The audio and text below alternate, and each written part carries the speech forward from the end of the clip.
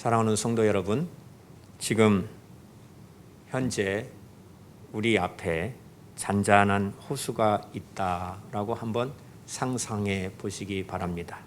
거기에 그 호수에 돌 하나를 던져 보십시오. 어떻게 될까요?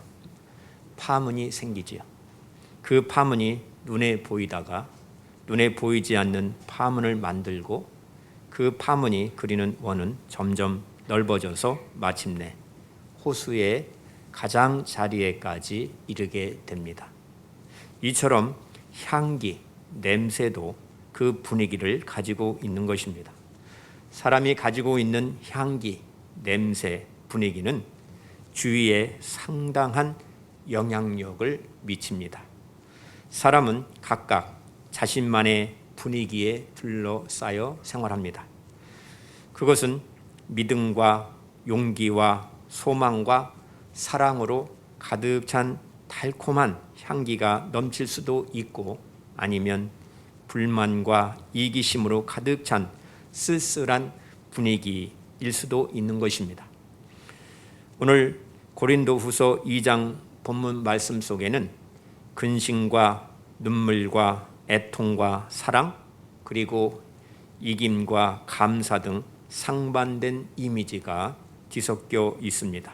사도 바울은 고린도 교회에 근심으로 많은 눈물로 편지를 써서 보냈다고 했습니다. 이는 넘치는 사랑이 있었기 때문이라고 했습니다. 고린도 교회 교인들 중에는 바울을 근심하게 하는 사람도 있었습니다. 바울은 이를 수습하기 위해서 디도를 보냈습니다. 그러나 소식을 가지고 돌아올 디도를 만나지 못해서 마음이 불편해서 전도의 문이 열려 있는 드로아를 떠나서 마게도냐로 갔다고 했습니다.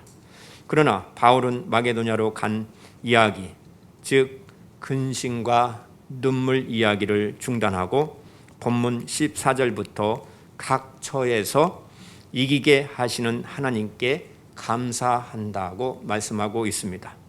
오늘 설교 제목이 성도는 그리스도의 향기입니다. 냄새는 눈에 보이지 않고 손으로 잡을 수도 없습니다. 그런데 냄새는 사람을 기분 좋게도 하고 불쾌하게도 하죠. 커피 전문점에 들어가게 되면 커피 냄새가 납니다. 커피 향은 사람을 커피로 끌리게 하는 매력을 가지고 있습니다. 사람들이 꽃을 좋아합니다. 왜 좋아합니까? 꽃은 아름다움뿐만 아니라 좋은 향기를 풍기기 때문에 꽃을 좋아하는 것입니다. 마찬가지로 사람들은 누구나 자기의 냄새, 분위기를 가지고 인생을 삽니다. 어떤 사람 곁에는 오래 머물고 싶고 또 그 사람과 있으면 포근하고 그 사람과 있으면 즐거움을 느끼게 되지요. 그런 사람은 아마 좋은 냄새, 향기를 가진 사람일 것입니다. 그리스도인들에게도 냄새가 있습니다. 예수님을 모시고 사는 사람에게는 그리스도의 향기가 나타나는 것입니다. 성경에는 그 냄새를 이렇게 표현하고 있습니다. 본문 14절부터 16절에 말씀하고 있는데 우리 함께 14절부터 16절 말씀을 읽겠습니다. 14절부터 16절 시작. 항상 우리를 그리스도에게 하시고 우리로 말미암아 각 처에서 그리스도를 아는 냄새를 나타내시는 하나님께 감사하노라.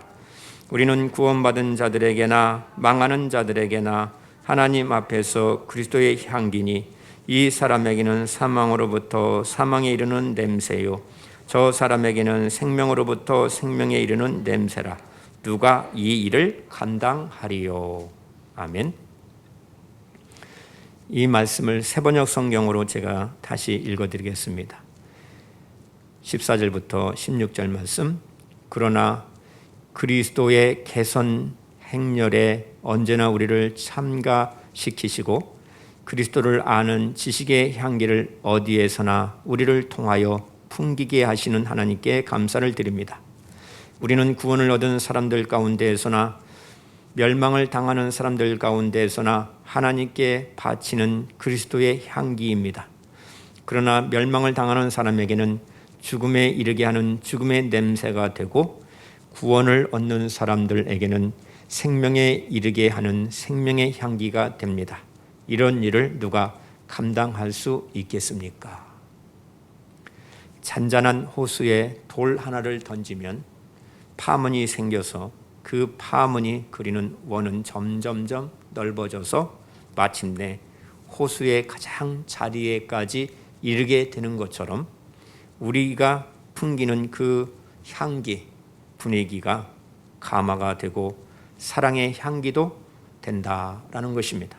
그렇게 냄새가 되어 영향력을 행사하게 되는 것입니다. 우리의 감화력은 우리가 상상할 수 없는 그 이상으로 멀리 퍼져 나가서 다른 사람들에게 축복이 되거나 저주가 되기도 한다는 것입니다. 그것이 선하든지 악하든지 선악간에 영향을 미쳐 사람이 판단할 수 없는 원대한 결과를 가져오게 되는 것입니다. 우리의 분위기뿐만 아니라 우리의 말과 행동과 모습과 품행과 심지어는 안색까지도 다른 사람들에게 영향을 끼치게 되는 것입니다. 사람의 말에도 향기가 있습니다. 냄새가 있습니다. 그 사람의 억양과 말소리는 그 사람이 어떤 사람이라는 것을 너무나도 확실하게 나타내 주는 것입니다. 그 말을 듣는 사람이나 그 말을 하는 당사자에게도 영향을 미치게 되는 것입니다. 심리학자가 말했습니다. 우리가 마음에도 없는 부정적이고 비판적인 말을 하게 되면은 비록 그런 생각이 없을지라도 우리 스스로가 한 말에 의해 영향을 받고 나쁜 인상을 짓게 되어 부정적인 사람이 되고 만다라고 말하였습니다.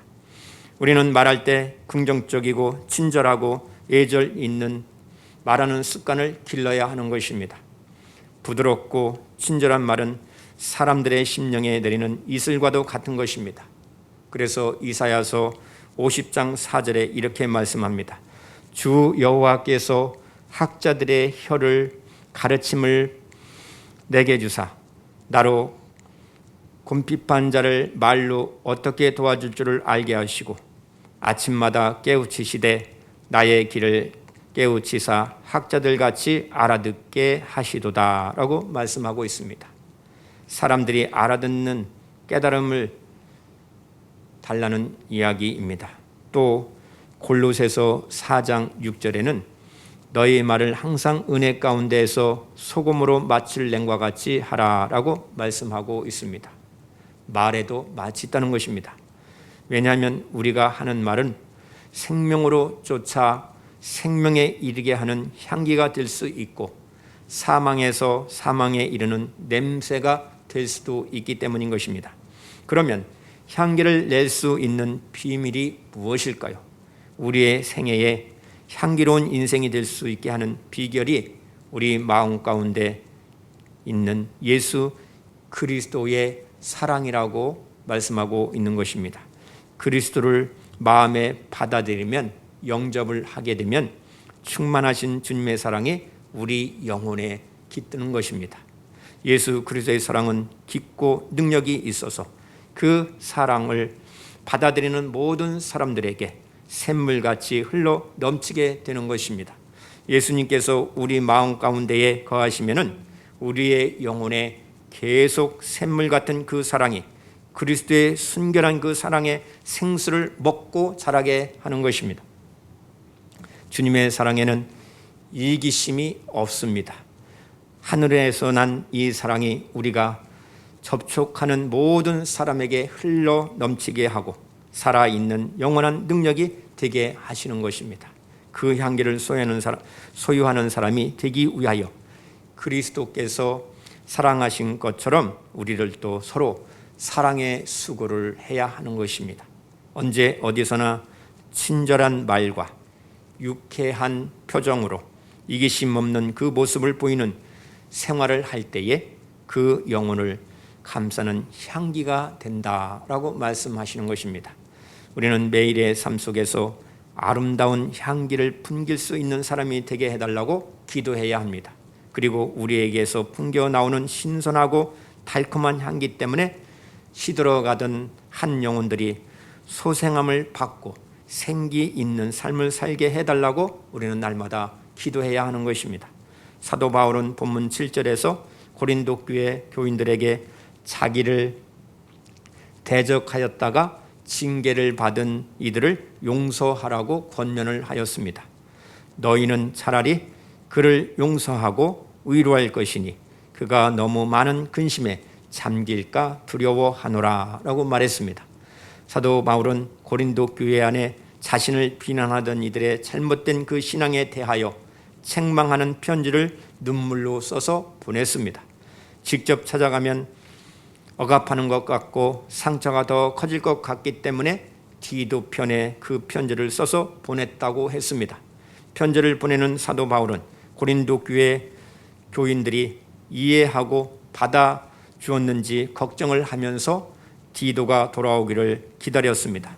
결국 디도가 고린도 교회 교인들이 사도 바울의 그 편지를 통하여서 진정한 회개를 하고 복음을 깨달았고 사도 바울을 대적하던 자들이 엄히 징계하였다는 그 소식을 듣게 전해주었던 것입니다. 그 소식을 듣고 사도 바울이 그 사람이 지나친 슬픔에 짓눌려 있지 않도록 용서하고 사랑하라라고 권면을 한 것입니다. 8절 말씀을 보시면 그러므로 너희를 권하노니 사랑을 그들에게 나타내라 라고 말씀합니다. 사도는 그들에게 사랑을 나타내 보이기를 권고하고 있는 것입니다. 이것이 교회의 모습이고 예수님을 믿는 성도가 행할 일임을 말씀하고 있습니다. 예수님의 십자가는 용서의 십자가입니다. 사랑의 십자가입니다. 구원의 십자가입니다. 사도 바울은 이것이 우리가 사단에게 속아 넘어지지 않는 것이라고 강조하였습니다. 11절 말씀을 보시면 이는 우리로 사단에게 속지 않게 하려 함이라 우리는 그 계책을 알지 못하는 바가 아니로다 라고 말씀합니다. 여기서 사단의 계책이 나오는데 사단의 계책이 무엇입니까? 하나님의 교회에 사단이 침투하여서 분쟁과 분열을 일으키게 하는 것입니다. 그래서 에베소서 6장 11절에 마귀의 관계를 능히 대적하기 위하여 하나님의 전신 갑주를 입으라고 말씀하고 있습니다. 궁극적으로는 그리스도 안에 있는 그리스도인들에 대한 사단의 그 세력은 죄와 죽음의 세력을 영원히 정복한 그리스도의 십자가와 부활을 통하여 이미 파괴되었고 영적 전쟁의 승리도 확보되었습니다.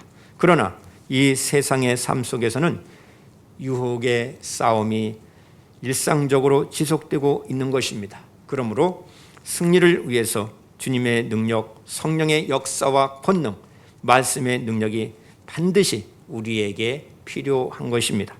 성경은 사단을 가리켜 이 세상의 신이라고 했습니다. 또 공중의 권세 잡은 자라고 그렇게 부르고 있습니다. 사단은 하나님의 일에 대하여 대적하고 진리의 말씀을 왜곡하고 하나님의 종들을 비방하고 복음을 흐리게 하여서 믿는 이를 함정에 빠뜨리는 것입니다. 사단은 세상을 지배하고 있는 것으로 묘사하고 있습니다. 그것을 간계다라고 번역하고 있습니다. 간계란 아주 영리함, 교묘한 방법, 교활함, 속임수를 뜻하는 것입니다. 그래서 간계는 모든 죄, 부도덕한 행동, 거짓된 신학, 그리고 거짓된 믿음, 세속적인 유혹을 망라하는 모든 것을 포함하는 것입니다.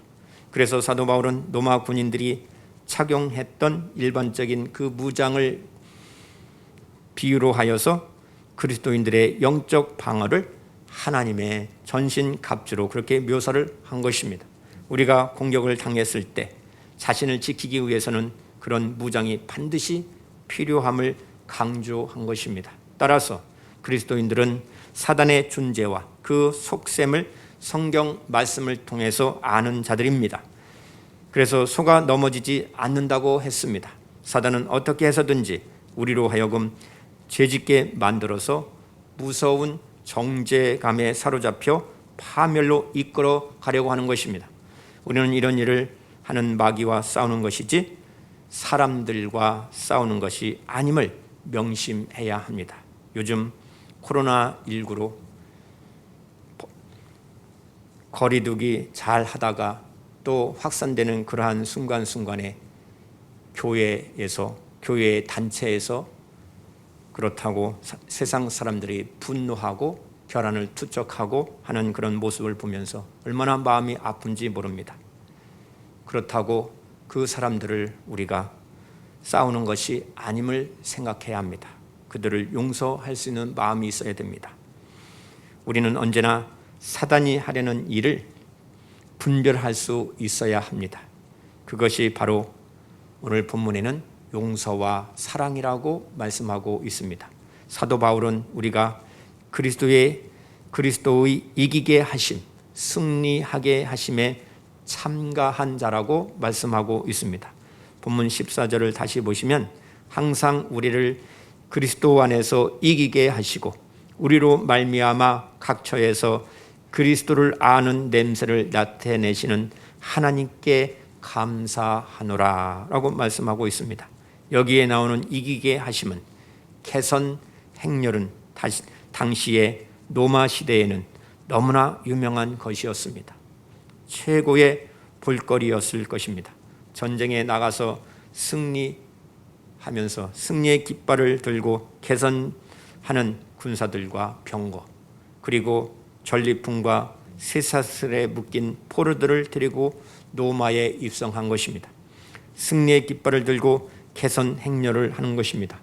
로마 시민들은 나와서 환호성을 불렀을 것입니다. 사도 바울은 자신이 지금 그런 경험을 하고 있다라고 말한 것입니다. 바울 자신은 한때에 교회를 핍박하였습니다. 예수 그리스도의 부활을 증거하는 사람들을 잡아 죽이는 그러한 일을 자행했습니다. 그런데 부활하신 예수님께서 찾아오셔서 바울을 만나 주셨습니다. 바울이 주님께 붙잡힌 바 되어서 주의 종이 되었고 사도가 된 것입니다. 이것을 승리하신 부활의 주 예수 그리스도의 행렬에 참여한 은혜라고 그렇게 말하고 있는 것입니다. 그래서 이기게 하심과 감사하는 마음이 항상 나에게 있었다라고 증언하고 있습니다. 이는 복음의 능력과 영광스러움을 생각할 때에 이기게 하심으로써 감사가 저절로 나오게 된다고 한 것입니다. 그래서 복음 전도자는 언제나 승리자이지 실패자가 아님을 말씀하고 있습니다. 복음 전도자는 그리스도를 아는 냄새, 그리스도의 향기라고 말씀합니다. 다만 복음에는 양면성이 있습니다. 본문 16절을 보시면 이 사람에게는 사망으로부터 사망에 이르는 냄새요, 저 사람에게는 생명으로부터 생명에 이르는 냄새라. 누가 이 일을 감당하리요? 저는 세번역 성경, 그러나 멸망을 당하는 사람들에게는 죽음에 이르게 하는 죽음의 냄새가 되고 구원을 얻는 사람들에게는 생명에 이르게 하는 생명의 향기가 됩니다. 이런 일을 누가 감당할 수 있겠습니까? 이 구절을 저는 깊이 생각하며 여러 번 묵상했습니다. 저도 주님의 개선 행렬에 참여하는 자가 되게 해 주셨음을 깨닫고 감사를 하였습니다. 광장에 모였다고 누구나 그 개선 행렬에 참여하는 자가 되는 것은 아닙니다. 전쟁에 나가서 싸웠던 군사들만 개선 행렬에 들어갈 수가 있는 것이죠. 다른 사람들은 구경만 할 뿐입니다. 마찬가지로 지금과 같은 시대, 같은 나라 안에서 또 같은 곳에 산다고 해서 다 같이 개선 행렬에 참여하는 것은 아니라는 것입니다. 예수님을 마음에 모시고 사는 사람은 그리스도의 개선 행렬에 있지만 그렇지 않는 사람은 멸망의 행렬 속에 있다라는 것을 깊이 생각해야 합니다. 우리 주변에 불신자들을 생각하고 그들에게 복음을 증거할 수 있는 방법을 생각하시고 기도로 준비하시는 성도님들 되시기를 바랍니다. 사도 바울은 그리스도인들이 16절에서 구원을 얻는 사람들에게는 생명에 이르게 하는 생명의 향기가 되지만 멸망을 당하는 사람들에게는 죽음에 이르게 하는 죽음의 냄새가 된다고 강조하였습니다. 어떤 사람에게는 향기가, 어떤 사람에게는 죽음의 냄새가 될 수 있다는 것입니다. 세상 사람들이 보기에 그리스도인들이 개선 행렬에 참여한 이로 보이지 않을 수도 있다는 것입니다. 그렇다면 모두 다 예수님을 믿으려고 하였을 것입니다. 초대교회 당시에는 더욱더 그러했습니다. 그리스도인들은 쇠사슬에 묶여서 짐승처럼 끌려가는 포로로 보였고 온갖 고통과 수치를 당하는 죽음의 냄새로 느껴졌던 것입니다. 지금도 마찬가지입니다. 세상 사람들 보기에는 예수 믿는 것이 너무나 불쌍해 보일 수도 있다는 것입니다. 제대로 믿으면 믿을수록 더 그렇게 보일 수도 있습니다. 용서하고 사랑만 하는 것이 바보같이 보일 수도 있습니다. 불쌍하고 초라하게 비참하게 보일 수도 있습니다. 그러니 구원의 향기가 아니라 죽음의 냄새로 여겨질 수밖에 없는 것입니다. 안타까운 일은 불신자들만이 아니라 예수님을 믿는다는 사람들 중에도 그러한 이들이 있다라는 것입니다. 자신이 개선 행렬에 참여하고 있다고 믿어지지 않는 것이죠. 그래서 주님을 믿고도 끊임없이 세상 것으로 보상받으려고 하는 것입니다. 사람들이 알아주어야 만족하고 보상 기대를 하고 대접받으려 하고 높아지려고 하는 것입니다. 예수님을 십자가에 못 박게 했던 당시 제사장들과 바리새인들이 그러했다는 것입니다. 고린도 교회에 들어온 교인들 중에도 사도 바울을 대적하는 이들이 그와 같은 사람들이었습니다. 사도 바울은 자신은 그와 같은 사람이 아니라고 말합니다.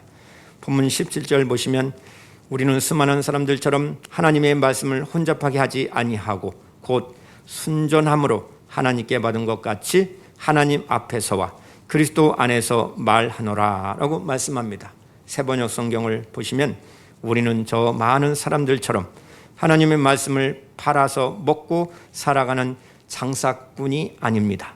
우리는 하나님께서 보내신 일꾼답게 진실한 마음으로 일하는 사람들입니다. 우리는 하나님이 보시는 앞에서 그리스도 안에서 말하는 것입니다.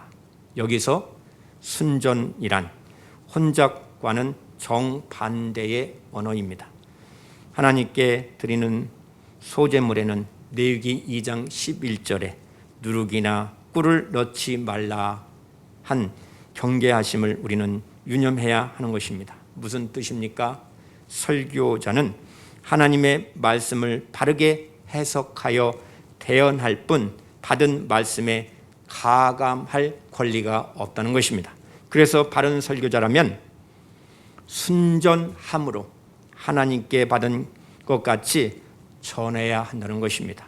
하나님의 말씀을 팔아서 먹고 살아가는 장사꾼이라는 이 구절이 너무나도 마음이 아픕니다. 오늘날 그런 자들이 너무나도 많습니다. 주님의 개선 행렬 속에 있는 사람은 주의 종이 된 것만으로도 행복해야 하는 것입니다. 구원받은 것만으로도 행복해야 하는 것입니다. 예수님 한 분으로 충분해야 되는 것입니다. 오직 용서하고 사랑만 하면서 살아야 하는 것입니다. 용서할 수 없는 사람을 용서하고 사랑할 수 없는 사람을 사랑하면서 예수님만으로 만족하는 것이 바로 그리스도의 향기를 바라는 교회 공동체이고 성도인 것입니다. 그리고 지금 나는 과연 십자가로 승리하신 그리스도의 개선 행렬에 참여하고 있는 사람인지 되돌아보아야 하는 것입니다. 15절 본문 15절에서 우리는 구원받은 자들에게나 망하는 자들에게나 하나님 앞에서 그리스도의 향기니라고 말씀하고 있습니다. 여기에서 하나님 앞에서란 하나님께로 향하는 마음을 뜻하는 것입니다. 어떠한 상황에 있다 할지라도 무슨 일을 한다 할지라도 하나님께로 향하는 마음 속에서 행하는 것입니다. 향기로운 제물을 태울 때 나는 좋은 냄새를 의미하기도 합니다. 하나님 앞에 서 있다는 그 인식을 하고 신앙생활을 해야 합니다. 바울은 언제나 하나님 앞에서 그리스도 안에서 있음을 망각하지 아니하였다고 강조하였습니다. 저와 여러분들이 우리가 사람들 앞에 설 때에 하나님 앞에서 그리스도 안에서 하나님께 예배할 때에 그 거룩하고도 아름다운 복음의 향기를 가지고 선다면 승리하는 자가 될 것입니다. 하나님 앞에서는 향기를 바라지만 사람들 앞에서 말과 행동을 통해서 그리스도의 향기를 바라는 것이 진정한 그리스도인인 것입니다. 그리하여 교회만 다니는 것이 아니라 말과 행동을 포함한 삶의 삶과 삶의 모습과 전 인격적인 모습 속에서 그리스도의 향기를 바라는 사람이 될 때에 그리스도의 향기를 바라는 그러한 사람이 되는 것입니다. 사랑하는 성도 여러분, 예수님이 우리 안에 거하시고 세상 사람들이 우리를 보고 예수님을 보는 것은 결코 아닌 것입니다. 부부 사이에도 그리고 우리 교회의 교인들 사이에서도 서로 볼 때에 예수님이 보이는 것 같지 않을 때가 얼마나 많은지 모릅니다. 사도 바울은 갈라디아서 2장 20절에 내가 그리스도와 함께 십자가에 못 박혔으니 이제는 내가 사는 것이 아니요 내 안에 그리스도께서 사시는 것이다 라고 고백하였습니다. 그렇습니다.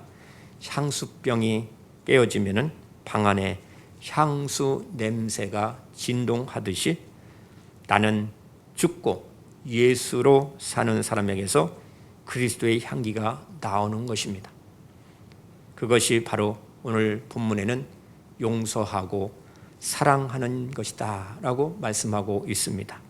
용서할 수 없는 사람을 용서하고 사랑할 수 없는 사람을 사랑하는 것이 진정 하나님께 영광을 올려드리는 것이고 그리스도의 향기를 품어내는 것입니다. 예수님이 우리와 함께 하신다는 가장 강력한 증거인 것입니다. 성도의 증거는 바로 용서와 사랑입니다. 구원받은 가정인 증거는 바로 용서와 사랑입니다. 진정한 교회인 증거는 바로 용서와 사랑입니다. 그때에 사람들은 그리스도의 향기를 느끼게 되는 것입니다.